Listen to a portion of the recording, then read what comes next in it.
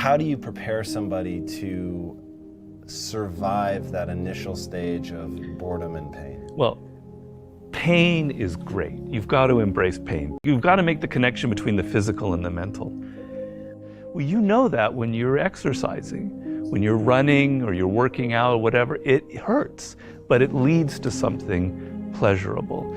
You have to be able to translate that to mental things. And if you make that switch in your mind, it is mind-blowing what can happen to you.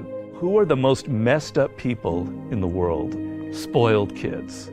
Kids who are given everything, who have a rich father or mother and they don't have to work or try. They are the most messed up people you'll ever meet. Each person, I make this point in Mastery, is born unique. And it's kind of one of those cliches, but there's science to it. The science is your DNA will never be repeated. The way your brain is wired will never be repeated. Your experiences in life, you're one of a kind. And it's an amazing thought if you think about it. Of all of the billions of humans that have lived and will ever live, there will never be anybody who is wired like you are wired. And the problem in life is as you get older, you can become more and more like other people.